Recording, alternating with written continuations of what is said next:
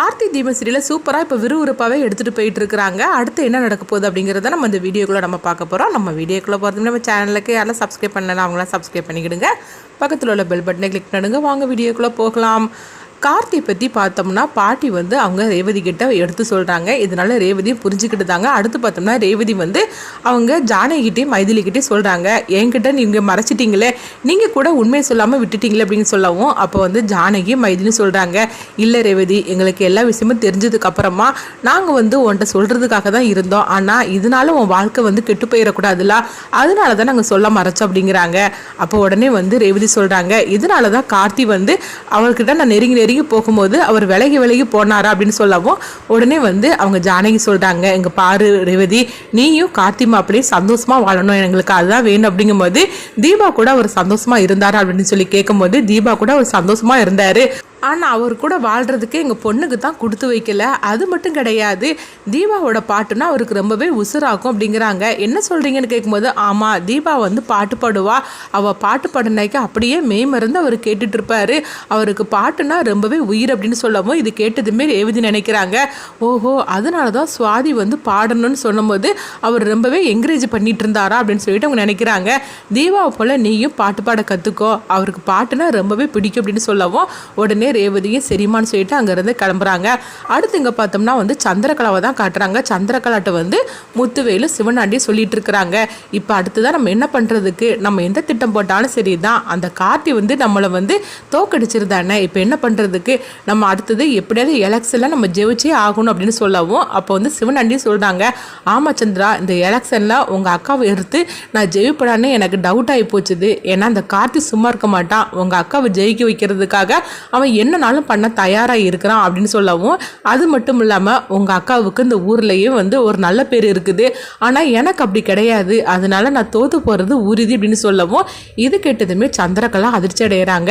என்னங்க இப்படி பேசிகிட்டு இருக்கிறீங்க, உங்களை தோக்கடிக்கிறதுக்காகவா நான் இவ்வளோ தூரம் நான் கஷ்டப்பட்டுட்டு இருக்கிறேன், நம்ம ஜெயிச்சதை தீரணும் அந்த எலெக்ஷனில் அப்படிங்கவும் உடனே வந்து பார்த்தோம்னா முத்துவேல் வந்து அவங்க சொல்கிறாங்க, எங்கள் பாரு சந்திரா, நான் ஒரு ஐடியா சொல்லுவேன், ஆனால் நீ என் மேலே கோவப்படக்கூடாது அப்படிங்கவும், என்ன மாமா என்ன ஐடியா வச்சிருக்கிறீங்க அப்படின்னு சொல்லிக்கிட்டு சந்திரகலா கேட்கும்போது, உங்க அக்காவோட கதையை முடிக்கணும் அப்படிங்கிறாங்க. இது கிட்டதுமே சந்திரகலா வந்து அதிர்ச்சி அடைகிறாங்க.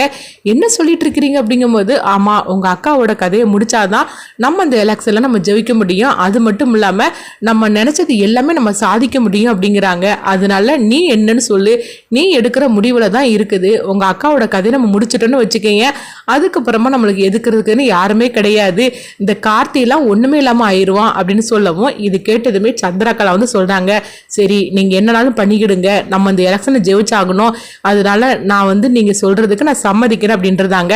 இது கேட்டதுமே வந்து சிவனாண்டியும் முத்துவேலு ரொம்பவே சந்தோஷப்பட ஆரம்பிச்சிருந்தாங்க. மருமகளே, இது போருமே, நம்ம வந்து எலெக்ஷனை ஜெயிச்ச மாதிரிக்கு தான், நாளைக்கு உங்க அக்கா வந்து புதுசா கம்பெனி ஓபன் பண்ண போறாளா, அங்க வச்சுதான் அவ கதையை முடிக்க போற அப்படிங்கிறாங்க. என்ன செய்ய போறீங்க அப்படின்னு சொல்லி கேட்கவும், கம்பெனியை ஓபன் பண்றதுக்காக சுவிட்சை ஆன் பண்ணுவாளா, அதுல நம்ம வந்து அவ கதையை முடிக்கிறதுக்குள்ள வேலையை நான் பண்ணிடுது அப்படின்னு சொல்லவும் இப்படி சொன்னதுமே சந்திரகலா வந்து ரொம்பவே சந்தோஷப்பட ஆரம்பிச்சிருந்தாங்க. அடுத்தது பார்த்தோம்னா அவங்க கார்த்தியும் மயில்வாகனமும் கம்பெனிக்கு வராங்க. அப்போ எல்லாம் கரெக்டாக இருக்கா அப்படின்னு சொல்லிட்டு அங்கே உள்ளவங்ககிட்ட வந்து சொல்லுதாங்க, எல்லாம் கரெக்டாக இருக்குது அப்படின்னு வந்து ராஜா அப்படின்னு சொல்லிட்டு இருக்கவும் அப்போ வந்து கார்த்தி சொல்கிறாங்க, அந்த சுவிட்செல்லாம் கரெக்டாக இருக்கான்னு செக் பண்ணிக்கிடுங்க அப்படின்னு சொல்லும் போது, அதெல்லாம் நான் செக் பண்ணிக்கிட்டுதேன், நீங்கள் ஒன்றும் கவலைப்பட வேண்டாம் அப்படின்னு சொல்லவும், நாளைக்கு காலையில் அத்தை வந்து இந்த ஓப்பன் பண்ணிவிட்டு சுவிட்சை போடும் போது எல்லாமே கரெக்டாக இருக்கணும் அப்படின்னு கார்த்தி சொல்லும் போது எல்லாமே நான் கரெக்டாக வச்சுருக்கிறேன் அப்படிங்கிறாங்க. அடுத்து பார்த்தோம்னா அவங்க எல்லாமே வந்து சரியா வச்சிருக்கிறாங்க. அப்போ அந்த இடத்துக்கு முத்துவேல் வந்து ஒருத்தரை கூப்பிட்டுட்டு வராங்க. அப்போ முத்துவேல் வந்து அவருக்கு வந்து பணம் கொடுக்குறாங்க. எங்க பாரு, நான் சொன்ன மாதிரிக்கு இதில் வந்து ஷாக் வச்சிடணும் அப்படிங்கிறாங்க. இது கிட்டதுமே ஃபர்ஸ்ட் அவர் அதிர்ச்சி அடைகிறாரு. ஆனால் பணத்துக்கு ஆசைப்பட்டு அவரும் வந்து தொட்டாய்க்கு ஷாக் அடிக்கிற மாதிரிக்கு எல்லாமே ஏற்பாடு பண்ணி வச்சிருந்தாரு. அடுத்ததாக பார்த்தோம்னா முத்துவேலும் அவரும் அங்கேருந்து கிளம்பவும், சரி ஆனாலும் நீ வந்து இங்கே இருந்துக்கிட்டு இதை கண்காணிச்சுக்க அப்படிங்கும்போது அவரும் சரி அப்படிங்கிறாங்க. அடுத்து பார்த்தோம்னா அவங்க கார்த்தி வந்து ஒருத்தர்கிட்ட எல்லாம் சரியா வந்து செக் பண்ணிக்கிடுங்க அப்படின்னாருல, அவர் வராரு. வந்ததுமே சரி நம்ம செக் பண்ணி பார்க்கலாம் அப்படின்னு சொல்லிட்டு அந்த சுவிட்சை தொடவும் அவருக்கு ஷாக் அடிச்சு அப்படி கீழே விழுந்துருந்தாரு. இதை வந்து முத்துவேலோட ஆள் வந்து பார்த்துருந்தாரு. உடனே வந்து ஐயோ இப்போ என்ன பண்றதுக்குன்னு தெரியலன்னு சொல்லிட்டு இருக்கும் போதே உடனே முத்துவேலுக்கு ஃபோன் பண்ணி இந்த விஷயத்த சொல்றாங்க. அப்போ முத்துவேல் சொல்றாங்க, இங்க பாரு, யாருக்குமே வந்து இந்த மாதிரிக்கு தெரிய வேண்டாம், அதாவது அவன் வந்து ட்ரிங்க்ஸ் குடிச்சிட்டு இந்த மாதிரிக்கு மயக்கம் போட்டு விழுந்துட்டான்னு சொல்லிடலாம் அப்படிங்கவும் உடனே அவரு இந்த மாதிரிக்கு சொல்லியிருந்தாரு. அவரை ஹாஸ்பிட்டலுக்கு அழைச்சிக்கிட்டு அவங்க போயிருந்தாங்க. அடுத்தது அங்கே பார்த்தோம்னா கம்பெனி கம்பெனி ஓப்பன் பண்ணுறதுக்காக எல்லாருமே எங்கள் வீட்டிலேருந்து கிளம்புறாங்க. அப்போ சாமுண்டீஸ்வரி கிளம்பும் போது அவங்க கால் தடிக்கி கீழே விழுறதுக்காக போகவும் உடனே வந்து ராஜராஜன் வந்து சொல்கிறாங்க, என்ன சாமுண்டீஸ்வரி கம்பெனி ஓப்பன் பண்ணுறதுக்காக போகும்போது இப்போ அவசகுணமாக இந்த மாதிரிக்கு அவங்க கால் தடிக்கிடுச்சே அப்படின்னு சொல்லவும், இங்கே பாருங்கள் இப்போ இதெல்லாம் நம்பக்கூடாது, வாங்க நம்ம கிளம்பலாம் அப்படிங்கவும், இல்லை கொஞ்சம் தண்ணி குடிச்சிட்டு கிளம்பலாம் அப்படின்னு சொல்லவும் உடனே சரி அப்படிங்கிறாங்க. அப்போ சந்திரகலா வந்து நினைக்கிறாங்க, என்னது யாராவது இப்படி சொல்லி எடுத்து தடுத்துடக்கூடாதுன்னு சொல்லிட்டு இருக்கவும், அக்கா இதெல்லாம் ஒன்றும் பிரச்சனை இல்லைக்கா, வா நம்ம கிளம்பி போகலாம் அப்படின்னு சொல்லிட்டு எல்லாருமே கிளம்புறாங்க 2 கார்லையாட்டு. அப்போ ஒரு காரில் வந்து கார்த்தி, ராஜராஜன், மயில் வாங்கினா சாமுண்டீஸ்வரி கிளம்பி காரில் போயிட்டு இருக்கும்போது கார் வந்து வழியிலே ரிப்பேர் ஆகிடுது.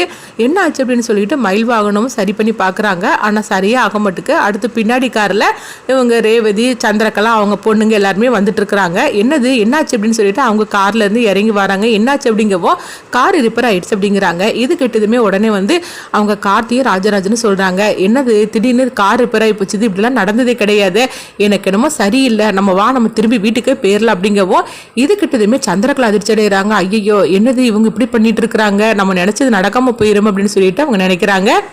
அப்போ உடனே பார்த்தோம்னா அவங்க சாமுண்டீஸ்வரி சொல்கிறாங்க, இல்லை எனக்கு கம்பெனியை ஓப்பன் பண்ணியே ஆகணும், அதனால் நான் போயே ஆகணும் அப்படின்னு சொல்லவும், மாப்பிள்ளை நீங்கள் வந்து காரை சரி பண்ணிவிட்டு எடுத்துகிட்டு வந்துடுறீங்களான்னு சொல்லி கேட்கும்போது இங்கே பார்த்தோம்னா சந்திரகலா சொல்கிறாங்க, ஆமாக்கா உன்னை நம்பி எல்லாருமே அங்கே காத்துட்ருப்பாங்க, வா நம்ம இந்த காரில் போகலாம் அப்படின்னு சொல்லவும், அப்போ கார்த்தி, மயில் வாகனமை தவிர மற்ற எல்லாரும் அந்த காரில் கிளம்பியிருந்தாங்க. அடுத்து பார்த்தோம்னா அவங்க ஹாஸ்பிட்டலில் இருக்கிறாங்களா, அவங்க வந்து கார்த்திக்கு ஃபோன் பண்ணுறாங்க.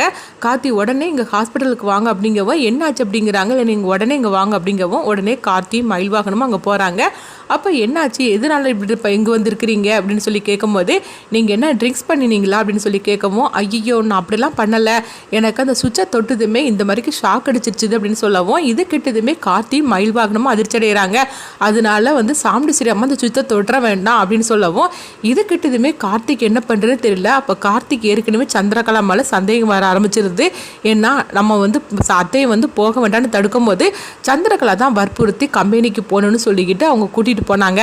அதனால என்னமோ நடக்குது அப்படின்னு சொல்லிட்டு அவங்களுக்கு ஏற்கனவே சந்தேகமாக இருந்தது. இப்போ இவரை சொன்னனால இப்போ என்ன பண்ணுறதுக்கு அப்படின்னு மயில்வாகனை கேட்கவும், உடனே வந்து ரேவதிக்கு ஃபோன் பண்ணி அத்தை வந்து அந்த சுவிட்சை தொட்டுறாமல் பார்த்துக்கிட்ட சொல்லிடலாம் அப்படிங்கவும் உடனே ரேவதிக்கு ஃபோன் பண்ணுறாங்க. ஆனால் ரேவதி வந்து ஃபோனை எடுக்கவே இல்லை. ஐயோ கார்த்தி ஃபோனை எடுக்கவே இல்லையே ரேவதி அப்படிங்கவும் என்ன பண்ணுறதுக்கு தெரியலன்னு சொல்லிட்டு இவங்க அவசரமாக அங்கேருந்து கிளம்பி கம்பெனிக்காக கிளம்புறாங்க. இங்கே பார்த்தோம்னா சாமுண்டீஸ்வரி தான் காட்டுறாங்க. சாமுண்டீஸ்வரி எல்லாருமே வந்து அங்கே சுவிட்சை போட்டதுக்காக பக்கத்தில் வந்துடவும், அப்போ சந்திரகலா வந்து எதிர்பார்த்துட்டு இருக்கிறாங்க. இன்னும் கொஞ்ச நேரத்தில் அக்காவோட கதை முடிஞ்சு போயிடுது, அவ்வளோதான், நம்ம நினச்சது எல்லாமே நடக்க போகுது அப்படின்னு சொல்லிட்டு சந்திரகலா வந்து ரொம்பவே சந்தோஷப்பட்டு இருக்கவும், அப்போ சாமுண்டீஸ்வரி வந்து சுவிட்சை தொடுறதுக்காக வரவும் கரெக்டாக பார்த்தோம்னா ரேவதி வந்து ஓடி வந்து தடுத்துருந்தாங்க. அம்மா சுவிட்சை தொட்டுறாதீங்கம்மா அப்படின்னு சொல்லிட்டு அவங்க தடுக்கிறாங்க. என்னாச்சு ரேவதி அப்படின்னு சொல்லிட்டு கேட்கவும், இல்லை அந்த சுவிட்சில் வந்து இப்படி ஸ்டாக் இருக்குமா அப்படிங்கிறாங்க. இதை கேட்டதுமே அவங்க அதிர்ச்சி அடைகிறாங்க. இதை கேட்டுட்டு சந்திரகலாவோட அதிர்ச்சி அடைகிறாங்க. அடுத்து என்ன நடக்க போகுது, சந்திரகலா தான் இது பண்ணுனாங்கன்னு சொல்லிட்டு கார்த்தி உண்மை அடுத்துதான் அந்த கதை என்ன மாதிரி கொண்டுட்டு போக போகிறாங்கன்னு சொல்லி நம்மளும் வெயிட் பண்ணி பார்க்கலாம். இந்த வீடியோ உங்களுக்கு பிடிச்சதுன்னா சேனலுக்கு சப்ஸ்கிரைப் பண்ணுவாங்க, சப்ஸ்கிரைப் பண்ணிவிடுங்க, பக்கத்தில் உள்ள பெல் பண்ணி கிளிக்